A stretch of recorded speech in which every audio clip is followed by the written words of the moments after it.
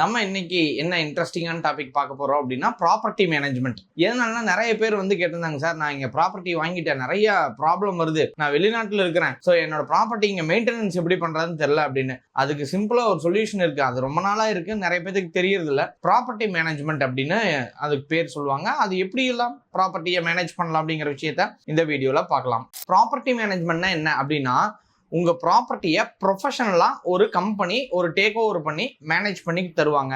உதாரணத்துக்கு எதெல்லாம் இன்க்ளூடா இருக்கும் அப்படின்னு கேட்டீங்கன்னா, property maintenance, tenant management, rent collection, legal documents check, property inspection. மாசத்துக்கு ஒருக்காவோ இல்ல மாசத்துக்கு 2 தடவையோ உங்க ப்ராப்பர்ட்டியை போய் பார்த்துட்டு, ஒரு பில்டிங் இருந்துச்சு அப்படின்னா அதுல ஏதாவது சிதைவுகள் இருக்குதா, இல்ல ரொட்டே பின்னாடி முன்னாடி எல்லா பக்கமே மெஷர்மெண்ட் எல்லாமே கரெக்டா தான் இருக்குதா, இல்ல காலி இடம் இருக்குது அப்படின்னா அந்த இடத்துக்கு முன்னாடி இருந்து லைவ் லொகேஷன் பிளஸ் வந்து லைவ் போட்டோ எடுத்து டேட் டைம்லாம் விசிபிள் ஆகிற மாதிரி நம்ம ஸ்டாம்ப் போட்டோஸ் எல்லாம் இருக்குது இல்லைங்களா, அந்த மாதிரி எடுத்து